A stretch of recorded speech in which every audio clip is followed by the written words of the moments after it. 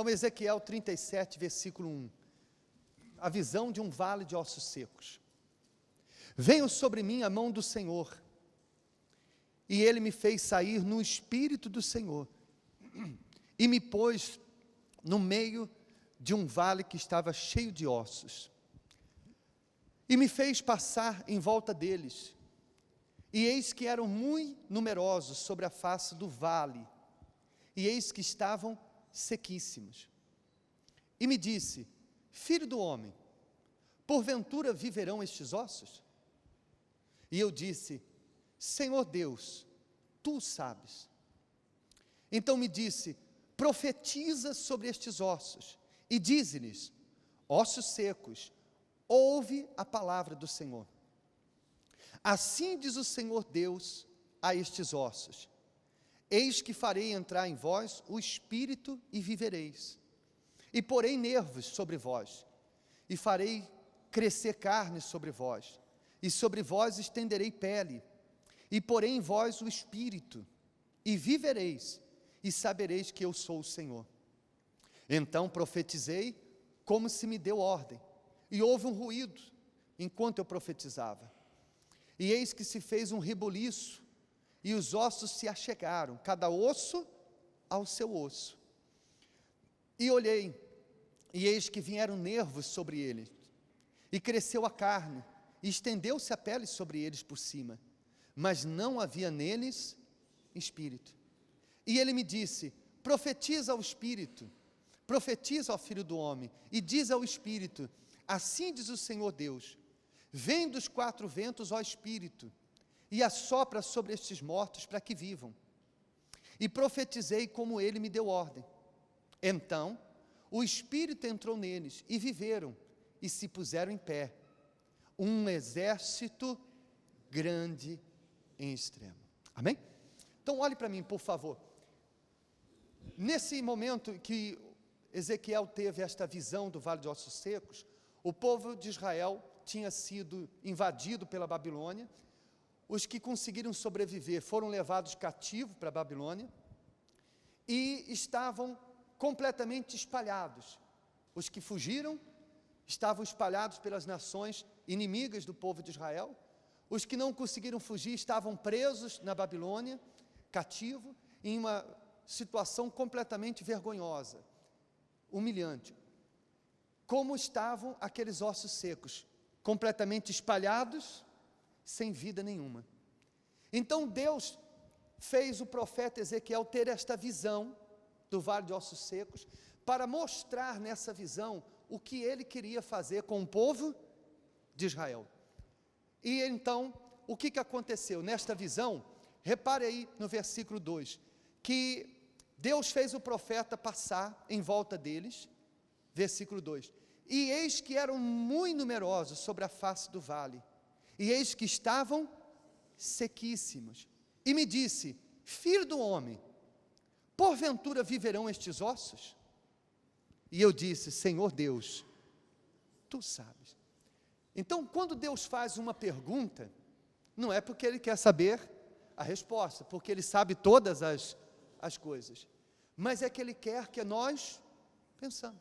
Quando você pergunta uma coisa para alguém que você já sabe a resposta, você está querendo fazer a pessoa pensar. E Deus estava perguntando algo para o profeta Ezequiel, que humanamente falando, a resposta era impossível. Porque aqueles ossos, eles estavam completamente secos, e como se não bastasse isso, estavam todos espalhados. Eu não me lembro bem ao certo o número certo, mas eu acho que é 266 ossos que o ser humano tem, é uma coisa assim. Imagine, ossos espalhados no meio de outros ossos, de outros esqueletos, por todo um vale, sem pele nenhuma, sem carne nenhuma. Humanamente falando, era impossível aquilo acontecer. Mas qual foi a resposta do profeta Ezequiel? O Senhor sabe.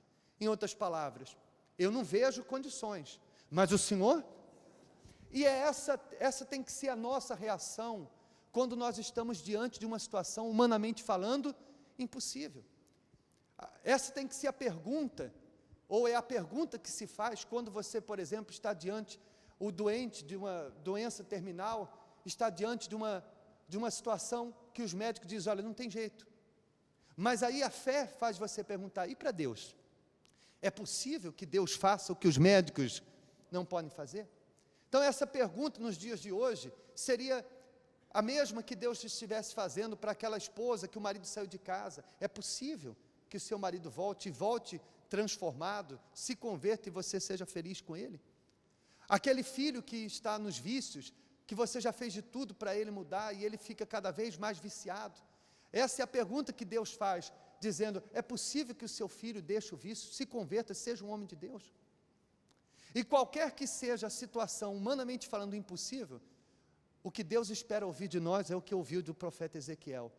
Deus, eu não sei como, mas o Senhor sabe, porque para o Senhor não há impossíveis. Se o profeta Ezequiel dissesse, não é possível, então todo o resto da história seria abortado. Todo o resto da visão seria inútil. Mas o profeta não interrompeu.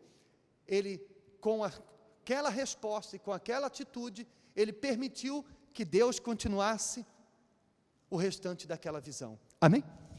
Às vezes, o processo de transformação na nossa vida é interrompido, não é porque Deus não quer, mas que a própria pessoa interrompe quando ela não age como deveria agir, quando ela não reage como deveria reagir, quando ela permite que a sua dúvida, o seu medo, a sua incredulidade impeça Deus de se manifestar. Amém? Então, o profeta disse, o Senhor sabe. E aí, qual foi a resposta de Deus a ele? Assim diz o Senhor Deus a estes ossos. Aliás, desculpa, versículo 4, não é isso? Então me disse, profetiza sobre esses ossos, e dize-lhes, ossos secos, ouve a palavra do Senhor. Aqui, eu quero só fazer um pequeno comentário sobre o que é profetizar.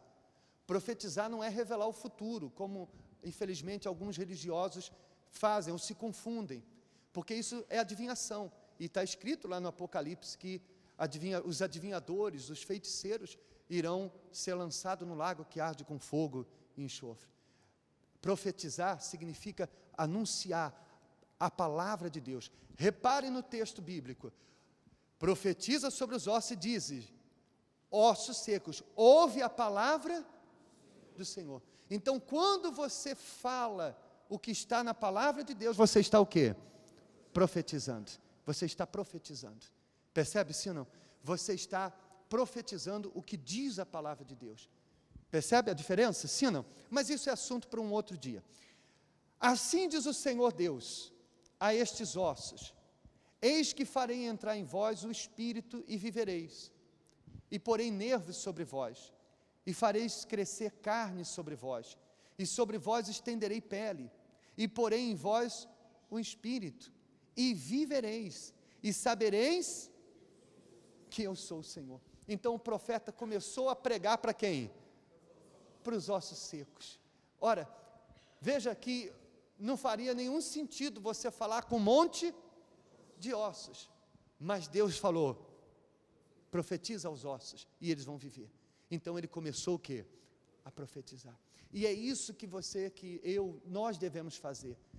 Você e eu, nós temos que profetizar para nós mesmos, para a sua vida, que está como um osso seco, para o seu casamento. Você tem que profetizar em relação ao seu filho, dizendo, olha, meu filho, você um dia vai ser um grande homem de Deus. Ah, mãe, lá vem a senhora com isso de novo. Eu tenho certeza que essa palavra vai se cumprir na sua vida. Você está o quê? Mas normalmente o que muitas mães fazem, tu não vai ser ninguém na vida, tu não és como seu irmão, não é verdade? Elas acabam profetizando sim, mas negativamente. E nós temos que ter cuidado com o que nós falamos.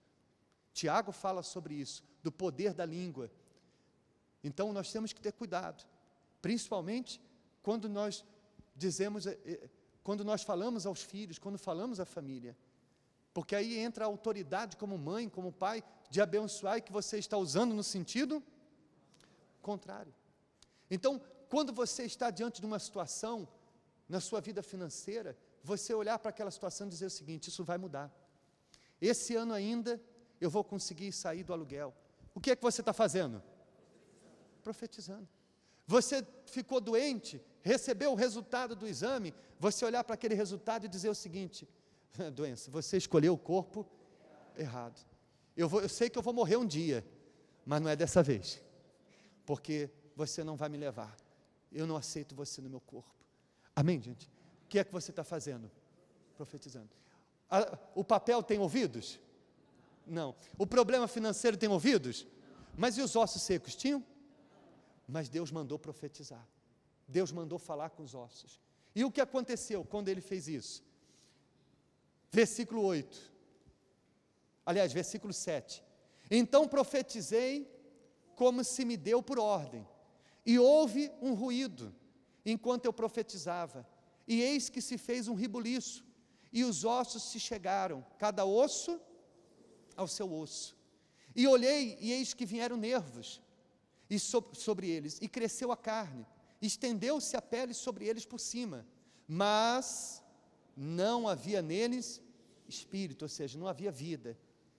E ele me disse: profetiza ao espírito, profetiza ao filho do homem, e dize ao espírito: assim diz o Senhor Deus, vem dos quatro ventos, ó espírito, e assopra sobre estes mortos, para que vivam. E profetizei como ele me deu ordem. Então o espírito entrou neles e viveram, e se puseram em pé, um exército grande e extremo. Então vamos entender parte a parte. Primeiro, o profeta encontrou os ossos secos e espalhados, sem vida alguma. Deus mandou profetizar. Quando ele começou a falar a palavra de Deus para os ossos, o que aconteceu?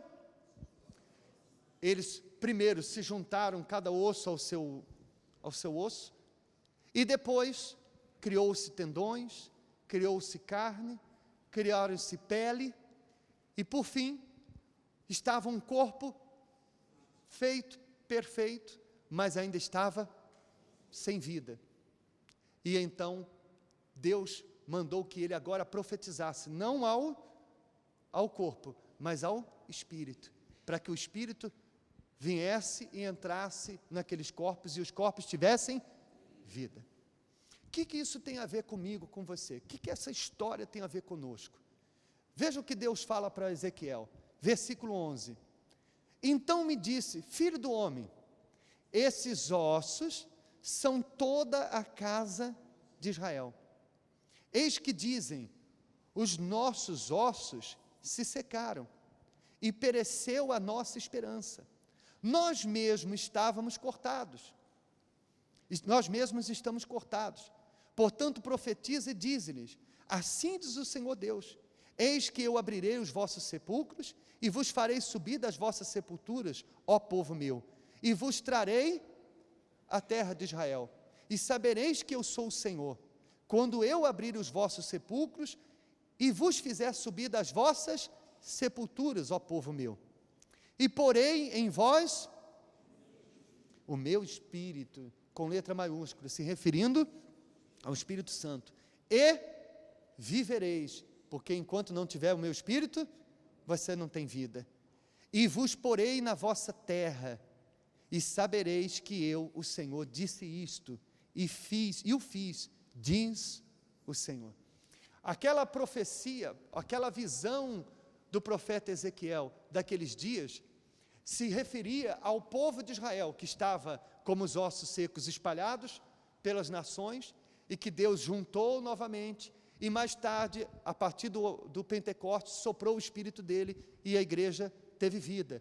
Esse grande exército hoje é a igreja do Senhor Jesus, espalhada por todo mundo. Essa visão de Ezequiel se cumpriu dessa forma, mas ela também nos diz respeito nos dias de hoje, porque nós, de certa forma, também éramos esses ossos secos espalhados por todo lugar.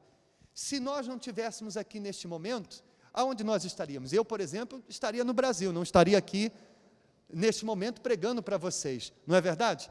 Da mesma forma, uns estariam voltando agora de uma noite dos vícios, outros de repente nem estariam mais vivos. Éramos ossos secos, espalhados por todo o mundo, sem vida nenhuma. E o que é que Deus nos fez? Deus nos chamou, na sua infinita misericórdia, Ele olhou para nós como ossos secos e disse: eu quero esse osso seco. Amém? Eu quero esse osso seco. E nos trouxe. E o que Ele fez? Juntou a nossa vida, cada coisa no seu lugar. Ou seja, os ossos se juntarem, cada osso ao seu osso, significa o que Deus faz na nossa vida quando ouvimos a palavra de Deus. As coisas que estavam tudo fora do lugar, vão se colocando tudo no lugar. Tem gente que a vida dela, já viu aquele brinquedo de criança, o puzzle, né? No Brasil chama quebra-cabeça, aquelas pecinhas, todas espalhadas. Tem gente que olha assim para as pecinhas e diz assim: como é que eu vou montar isso aqui agora? Tem gente que a vida dela estava tão destroçada, cada osso fora do seu lugar, que ela dizia o seguinte: meu Deus, como é que minha vida vai estar no seu lugar? E o que é que Deus faz? Através da sua palavra, ouvindo a palavra, e é por isso que é importante você vir no domingo pela manhã, por isso que é importante, a igreja é importante, porque é aqui que nós ouvimos a palavra. Não é a mesma coisa que você ouvir no YouTube, não é a mesma coisa que você ouvir na rádio. Quando você vem até a palavra, o poder dessa palavra transformador na sua vida é incomparável. Então, ela vai colocando cada coisa no seu. A pessoa que não era casada, legaliza o seu casamento. A pessoa que tinha amantes, deixa o adultério. O viciado deixa o vício. O dinheiro que gastava no vício agora cuida da família. Ou seja, tudo sendo colocado o quê? No seu lugar. E agora, Deus vai trazendo à existência o que não existia. Vai dando a carne, os tendões, a pele. Ou seja, a pessoa vai começando a prosperar. A pessoa que antes vivia doente começa a ter saúde. Não tinha paz, começa a ter o quê? Paz. E torna um corpo perfeito. Ou seja, vai criando tudo que não existia. Porque está escrito que Deus traz à existência o que não existe. E Ele vai trazendo vida para a pessoa, vai trazendo corpo para a pessoa. Mas, aí entra a parte mais importante que eu quero que você preste muita atenção. Houve um momento em que o profeta achou que já estava tudo feito, quando ele viu os corpos, tudo perfeito. Mas o profeta percebeu que os corpos não ficavam de quê? De pé. Porque faltava o quê? O Espírito. E é exatamente isso que acontece quando a pessoa tem a vida agora toda no lugar. Ela olha para a vida dela e diz assim: poxa vida, graças a Deus, hoje eu tenho um casamento realizado. Ela olha para a sua vida, ela pode não ser milionária, rica, mas não falta nada dentro de casa, uma casa que antes faltava tudo. Ela pode, hoje, devido à idade, não ter aquela força de jovem, mas não vive mais doente como antes. Ela olha para a vida dela e vê que ela tem tudo, mas não é alegre, não é feliz, não tem paz, é vazio. Por quê? Porque quando não tem o Espírito Santo, é como você ter um corpo perfeito e não ter o quê? E não ter Espírito, não ter vida. Você pode ter tudo, mas sempre vai se sentir um morto, por não ter o Espírito Santo. Então, a obra de Deus nunca estará completa na nossa vida, enquanto nós não recebermos o Espírito Santo. E o porquê que isso acontece? Porque grande parte das pessoas, quando olham que já conquistaram tudo, se acomodam e se satisfazem apenas pela vida restaurada. Tanto é que tem gente que diz assim: bom, eu nunca vou largar Jesus porque Ele mudou minha vida, Ele me transformou, Ele me curou, Ele me libertou dos demônios. Amém, graças a Deus por isso. Mas se você não tiver o Espírito Santo, só o fato de você ter a vida completa, materialmente falando, não será o suficiente para você ficar de pé quando vier as lutas, quando vier as tribulações. Deus só chamou de meu exército quando os corpos ficaram o quê? De pé, quando entrou o Espírito dentro deles. Enquanto você não receber o Espírito Santo, você ainda não faz parte desse exército. você ainda não faz parte daqueles que Deus habita dentro deles, que Deus mora dentro deles. Percebe a diferença, sim ou não? Por isso que Paulo diz para os filipenses, veja lá no capítulo 1, versículo 3, ele diz: dou graças ao meu Deus todas as vezes que me lembro de vós, fazendo sempre com alegria oração por vós em todas as minhas súplicas, pela vossa cooperação no Evangelho desde o primeiro dia até agora. Leia comigo, por favor. Tendo por certo isto mesmo, que aquele que em vós começou a boa obra, a aperfeiçoará até o dia de Jesus Cristo. Então Paulo, ele disse aos filipenses que orava para que aquilo que Deus começou se aperfeiçoasse. Em algumas traduções diz completasse. E é exatamente isso que tem que acontecer. A obra de Deus na nossa vida, ela não é uma coisa que ela começa hoje e para. Ela vai completando dia após dia. E o Espírito Santo é o único que poderá tornar essa obra completa. Não é à toa que todos os testemunhos que a gente assiste, como esse que nós colocamos no começo da reunião, todos eles dizem a mesma coisa, que a maior bênção que aconteceu na vida deles foi receber o Espírito Santo, que eles só se sentiram completos quando receberam o Espírito Santo. Então, por isso, eu não sei qual é o estado em que você está, eu não sei se você está aqui agora, chegando agora na igreja, ou ainda já esteja há alguns anos na igreja, mas você diz assim: pastor, eu ainda sou como aqueles ossos secos, minha vida ainda está espalhada, não há um osso sequer no lugar. Não se preocupe, Deus te trouxe até aqui, não foi para você continuar sendo um osso seco, espalhado pelo mundo. Ele vai te dar carne, Ele vai te dar vida, e principalmente o Espírito dEle, amém? Por outro lado, talvez você seja aquela pessoa que está aqui e diz o seguinte: olha, eu, graças a Deus, minha vida já está toda no seu lugar, mas me sinto como aquele corpo sem vida, porque falta em mim um Espírito. Deus vai soprar o Espírito dEle sobre você, porque Ele não faz nada pela metade. O que Ele começou, Ele vai concluir, e eu profetizo isso na sua vida, amém? Eu determino isso na sua vida, em nome de Jesus, e pode ter certeza, uma vez isso acontecendo, você estará fazendo parte desse grande exército. Deus nos chamou, no meio dos ossos secos, para ser parte desse grande exército dEle. Você quer fazer parte disso? Então fique de pé, por favor, em nome de Jesus.